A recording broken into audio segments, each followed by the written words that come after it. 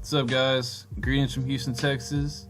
Mike coming at you from AT Astro, Era of Truth, Aspect, and Predictive Astrology. And today we're doing Predictive Astrology. This is another segment of the Astrology Classroom series. And we're going over transits today. Transits is like the first step into Predictive Astrology. Let me show you. When you do transits, you're actually taking the planets that are currently in their path around the sun and you're playing them against your natal chart. It's like a way to guess the timing of events. It's a way to, kind of sort of figure out the influence of the stars on your personality and what you're going through at any given point in time. So you go to astro.com, you go to the extended chart selection, you pull up your natal chart. I pulled up mine for this particular segment. So this is your natal chart. So you see all the planets doing their little thing. I got a stellium in the 8th house. I got, stuff Sagittarius, Venus conjunct Pluto, all that crazy crap. And then you add transits, this button right here. So what it'll do is it'll take your natal chart and then you will have these little green planets right here. And these are the planets in orbit. And they interact with the planets in the natal chart to show you certain events or certain themes that are taking place in your life. Now, when you're looking at transits, you'll see the moon, Mars, the sun, and Mercury and Venus. Those move pretty fast.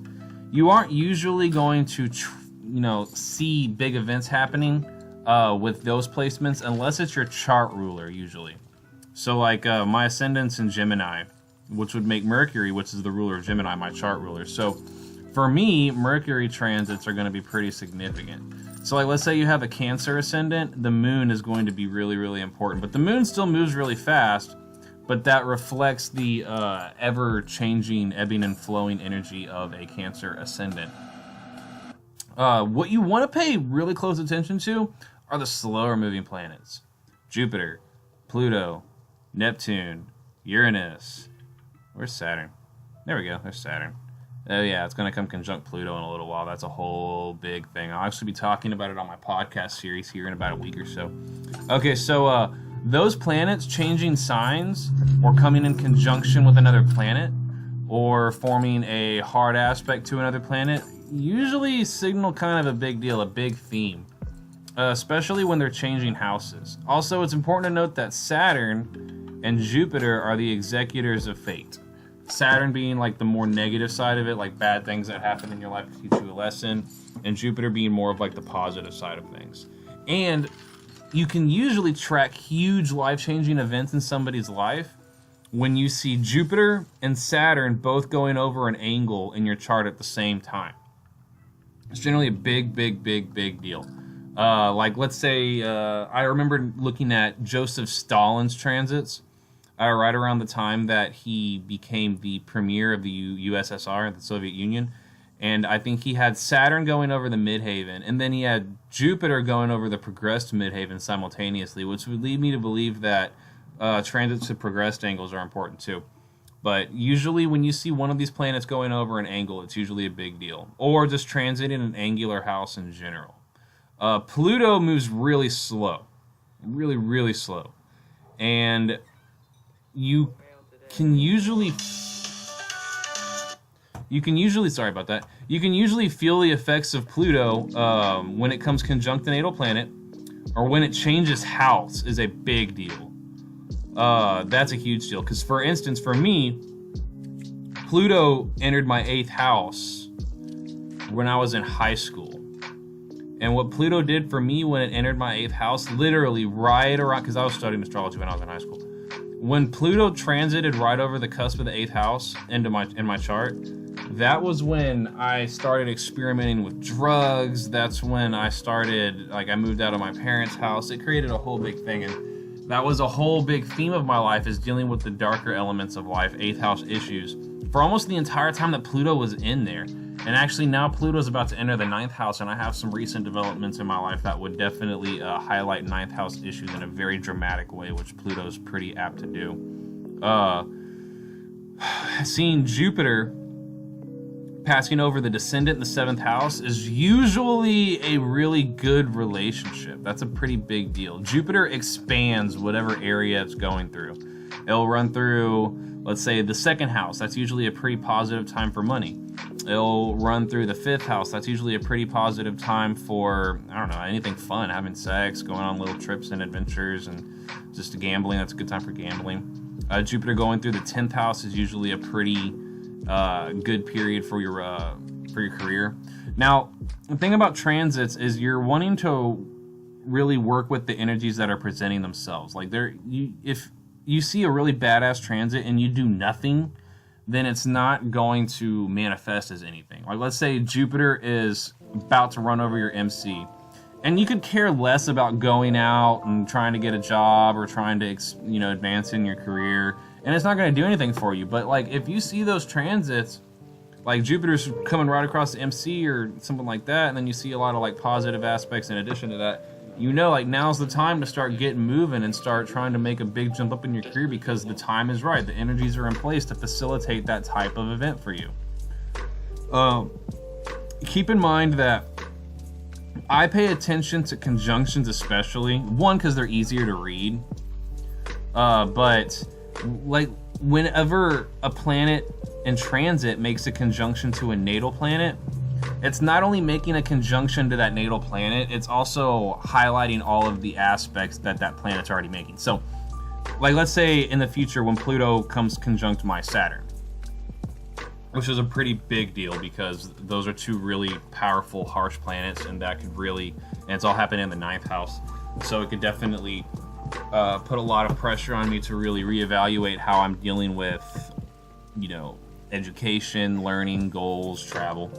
Not only will it be making a conjunction to Saturn, but because it's making a conjunction to Saturn, it will also, just by effect, be making an opposition to my moon, and it'll be making a quintile to my Pluto and making a trine to Saturn, trine to Mercury. So because of that conjunction, it's also highlighting and kicking off all of those aspects that Saturn's already making.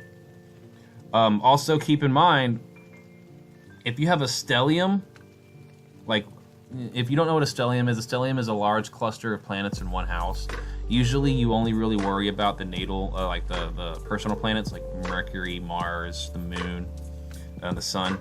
If you have a cluster of planets in one house, that's not a bad thing to have, because it's just you're focusing on one area of life a lot. But when you have a really heavy transit run through that house and knocks those planets down like bowling pins, it can be really rough. Like Saturn transiting through my 8th house has been horrendous. When Saturn transited through my 7th house, because Saturn, it has this double-edged effect of forcing you to account for any type of karmic imbalance in that area of life. It also forces you to get really serious in that area of life too.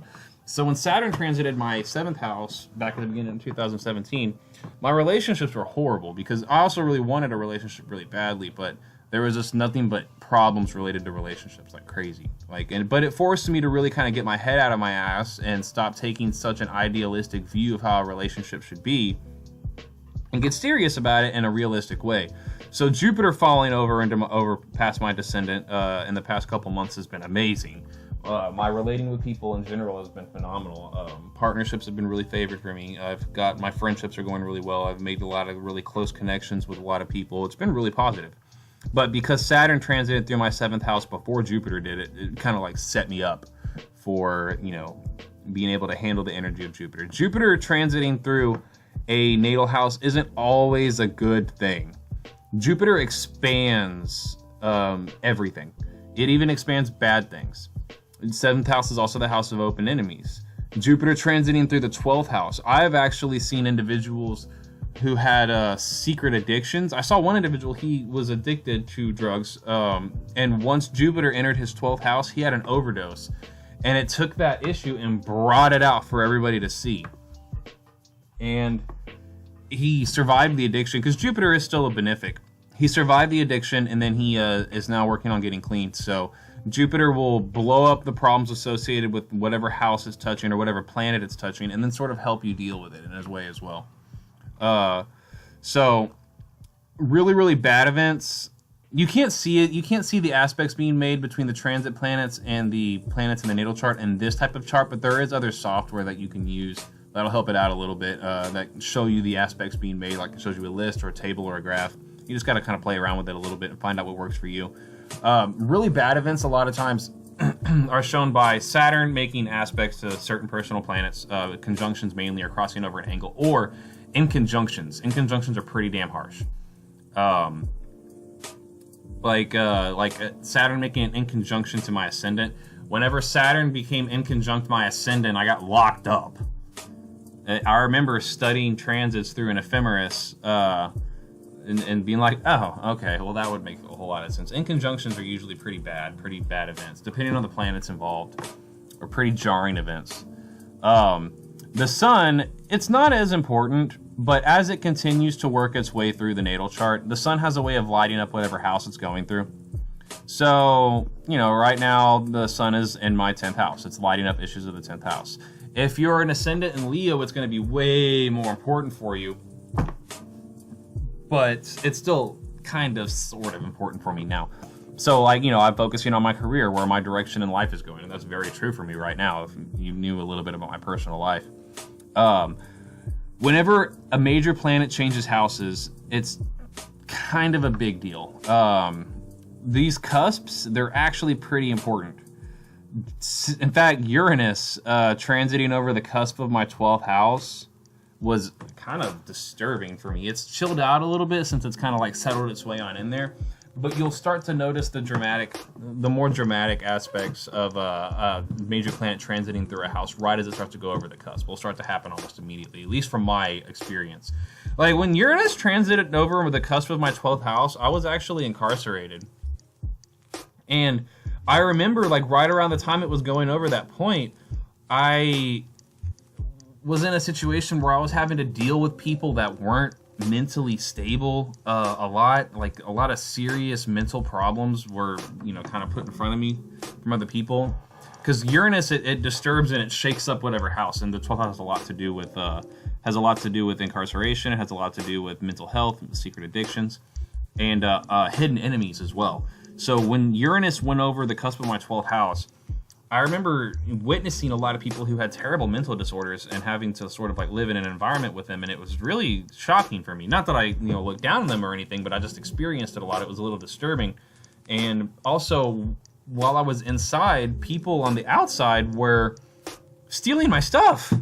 Like, people that I thought were my friends, they were going in and literally, like, I got my car stolen from me by one of my friends while I was incarcerated. I had a very nice car. I actually got it back. But people that I didn't have any idea would, do such horrible things to me while I was away, all of a sudden it started coming out to the surface. Jupiter really has shaken up my 12th house. It's been very strange. Usually people talk a lot about Venus retrograde and Mercury retrograde. It doesn't mean all that much. It really doesn't. It does in a grander sense, but like I didn't have my exes coming back to me during Venus retrograde. Now, like, if Venus is going retrograde and it's dancing over like a particular planet, like it danced over my vertex, I had something happen right around that time. I met somebody interesting. But it doesn't necessarily make that big of a difference. It's all subjective. I think a lot of it's the height. People like to, when they're talking about transits, like this particular, Mars-Uranus conjunction, they like to wrap it all up in a package that applies to everybody, but that's just not how astrology works. You definitely should pay attention to asteroids in transit, Chiron and Juno. Like, for instance, I knew an individual that got in a relationship when Juno passed right over his Neptune, and Neptune made in conjunction to his natal Neptune or natal moon. So also it highlighted that aspect, and it brought that person into his life, and he was very, very dreamy and a little bit weird about it. But now they're both fat, so Neptune's haze sort of wore off. But Juno transited over his Neptune exactly right as that was going down. It's pretty telling. Granted, there's a lot more to look at when you do predictive. There's progressions, there's solar arcs, there's solar returns. There's a lot to predictive astrology, but it's a good idea to check out your transits first and kind of find out what sort of themes you're seeing in the transits, and then taking that and putting that in, you find a theme in the transits, then you start to explore it with solar arcs and progressions and whatnot. So, I hope this was helpful. This is just a brief little synopsis of how transits work. I do offer consultations. Just feel free to contact me. I'll be putting contact information at the bottom of this video. And I also have my new podcast, Outrage Astrology. It's available on Spotify, iTunes, and Google Play Music, so feel free to subscribe to that. Check it out. Me and my compadre, Brittany Robinson, have been putting out some awesome content. So, thank you so much, guys. Until next time.